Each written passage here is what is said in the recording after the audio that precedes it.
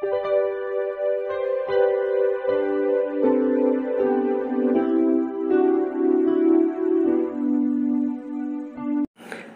Students, প্রথমেই UK educational টিপসের পক্ষ থেকে তোমাদের সকলকে স্বাগত জানাই। কল্যাণী ইউনিভার্সিটির 4th সেমিস্টারের বাংলা সাজেশন হিসাবে বাংলা মেজর স্টুডেন্টসদের জন্য মধ্যযুগের কাব্য কবিতা বৈষ্ণব পদাবলী থেকে আজু রজনী হাম ভাগে পোহাইলু বিদ্যাপতির লেখা এই পদটা থেকে বেশ কয়েকটি ভেরি ইম্পর্টেন্ট কোশ্চেন অ্যান্সার আজকের ভিডিওতে আলোচনা করা হয়েছে। অতএব তোমরা ভিডিওটি শুরু থেকে শেষ পর্যন্ত প্রত্যেকটা প্রশ্নোত্তর গুরুত্ব সহকারে লক্ষ্য করো এবং তৈরি করে নাও। প্রথমে আমরা সংক্ষিপ্ত প্রশ্নোত্তরগুলো দেখি। তোমার পাঠ্যপদ ভাব সম্মিলন বিষয়ক পদটির প্রথম পংক্তিটি কী? প্রথম পংক্তিটি হচ্ছে আজু রজনী হাম ভাগে পোহাইলু। এইবার নেক্সট হচ্ছে আজু রজনী হাম ভাগে পোহাইলু শীর্ষক পংক্তিযুক্ত পদটি কার রচনা? আজু রজনী হাম ভাগে পোহাইলু শীর্ষক পংক্তিযুক্ত পদটি বিদ্যাপতির রচনা। প্রত্যেকটা প্রশ্ন ভেরি ইম্পর্টেন্ট। আজু রজনী হাম ভাগে পোহাইলু পদটি বৈষ্ণব পদাবলীর কোন পর্যায়ের পদ? আজু রজনী হাম ভাগে পোহাইলু পংক্তিযুক্ত পদটি ভাব সম্মিলন পর্যায়ের পদ। নেক্সট 4 নম্বর, ভাব সম্মিলন কাকে বলে? বিরহ সহ্য করতে না পেরে সম্ভোগজনিত পর্যায়ে রাধার স্বপ্নে বা মানসিকভাবে শ্রীকৃষ্ণের যে সঙ্গসুখ লাভ তাকে ভাব সম্মিলন বলে। এবার নেক্সট 5 নম্বর, ভাব সম্মিলনকে বৈষ্ণব আলঙ্কারিকরা অন্য কোন নামে অভিহিত করেছেন? ভাব সম্মিলনকে বৈষ্ণব আলঙ্কারিকরা ভাবোল্লাস নামে অভিহিত করেছেন। নেক্সট, ভাব সম্মিলন পর্যায়ের একটি অন্যতম শ্রেষ্ঠ পদ উল্লেখ করো। ভাব সম্মিলন পর্যায়ের একটি অন্যতম শ্রেষ্ঠ পদ হল আজু রজনী হাম ভাগে পোহাইলু। প্রত্যেকটা প্রশ্ন ভেরি ইম্পর্টেন্ট প্রশ্ন। নেক্সট হচ্ছে মাথুর ও ভাবোল্লাস পর্যায়ের শ্রেষ্ঠ কবিকে? মাথুর ও ভাবোল্লাস পর্যায়ের শ্রেষ্ঠ কবি হলেন বিদ্যাপতি। নেক্সট, মৈথিল কোকিল কাকে বলে? মৈথিল কোকিল ছাড়া বিদ্যাপতির অপর দুটি উপাধি কী? তাহলে প্রথম প্রশ্ন হচ্ছে মৈথিল কোকিল কাকে বলা হয়? কবি বিদ্যাপতিকে মৈথিল কোকিল বলা হয়। আর দ্বিতীয় অংশ হচ্ছে মৈথিল কোকিল ছাড়া বিদ্যাপতির অন্য দুটি উপাধি হলো কবি সার্বভৌম এবং অভিনব জয়দেব। নেক্সট 9 নম্বর, বৈষ্ণব পদাবলী ছাড়া বিদ্যাপতি আর কী গ্রন্থ লিখেছিলেন? বিদ্যাপতি রচিত গ্রন্থগুলি হল কীর্তিলতা, কীর্তি পতাকা, ভূ পরিক্রমা, পুরুষ পরীক্ষা, দুর্গা ভক্তি তরঙ্গিনী প্রভৃতি। নেক্সট 10 নম্বর, বিদ্যাপতির আদি নিবাস কোথায়?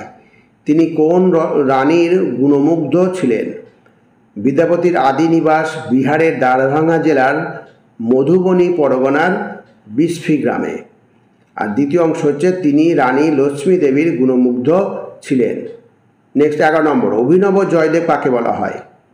বিদ্যাপতিকে অভিনব জয়দেব উপাধি কে দিয়েছিলেন? তা অভিনব জয়দেব কাকে বলা হয়? কবি বিদ্যাপতিকে অভিনব জয়দেব বলা হয়। আর দ্বিতীয় অংশের উত্তর হচ্ছে কবি বিদ্যাপতিকে অভিনব জয়দেব উপাধি দিয়েছিলেন রাজা শিব সিংহ। নেক্সট 12 নম্বর প্রশ্ন, বিদ্যাপতি কোন রাজার সভাকবি ছিলেন?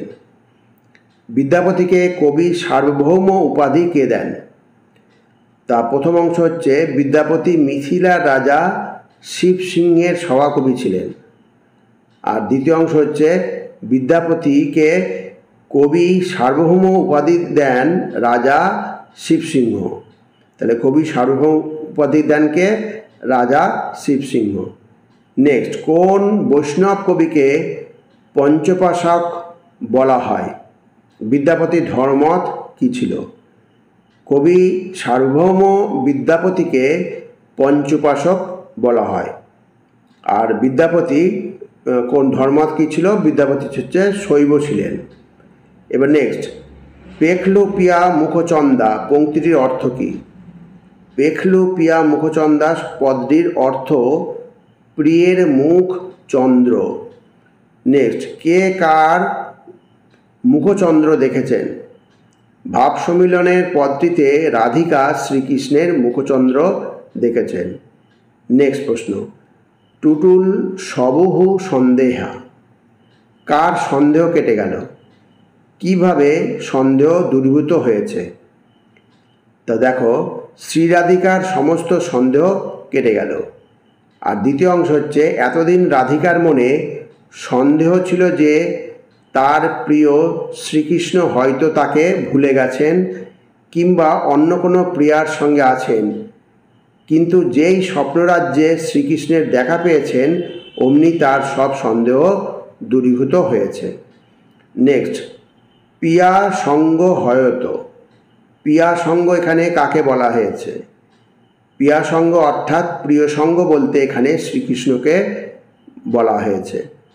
নেক্সট, 10 দিশ ভেল নির্দ্বন্দ্বা, কার কাছে 10 দিক দ্বন্দ্বহীন বলে মনে হয়েছে? আলোচ্য পদটিতে শ্রীরাধিকার কাছে 10 দিক নির্দ্বন্দ্ব বা দ্বন্দ্বহীন বলে মনে হয়েছে। এই প্রশ্নগুলো প্রত্যেকটা কিন্তু ভেরি ভেরি ইম্পর্টেন্ট প্রশ্ন, অতএব প্রত্যেকটা প্রশ্ন অতি অবশ্যই ভালো করে রেডি করে রাখবে।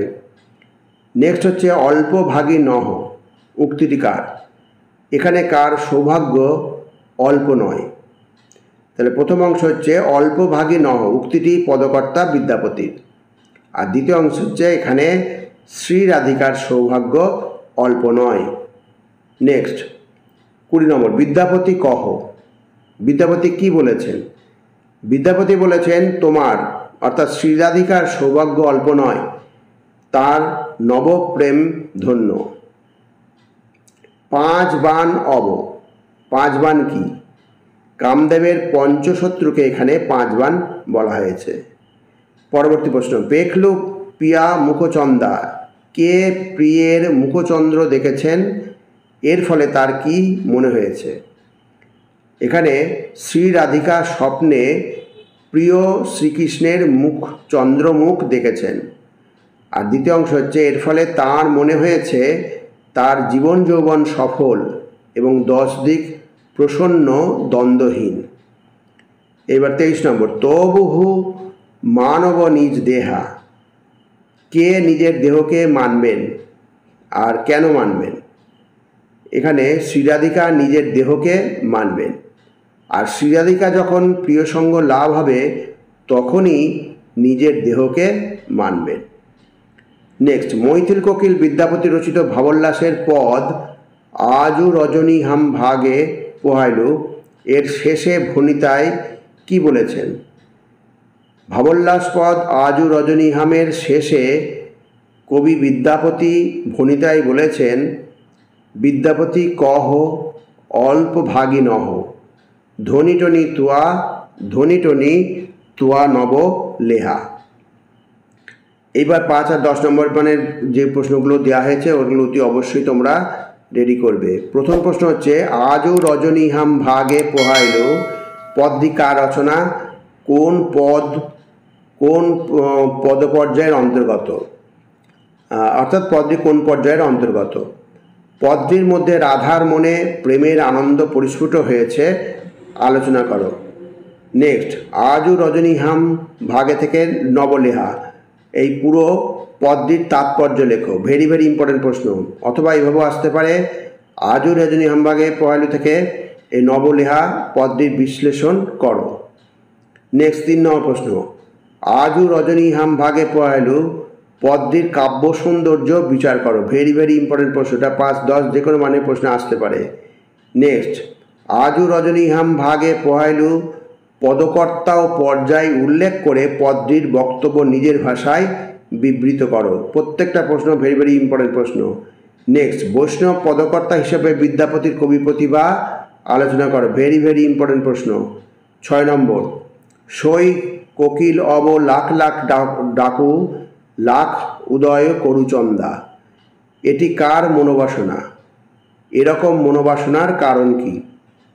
অথবা এভাবে আসতে পারে, পদকর্তা ও পর্যায়ের উল্লেখ করে তাৎপর্য বুঝিয়ে দাও। নেক্সট, ভাব সম্মিলন কাকে বলে? এই পর্যায়ে বিদ্যাপতির যে কৃতিত্ব দেখিয়েছেন তা আলোচনা করো। ভেরি ভেরি ইম্পর্টেন্ট প্রশ্ন।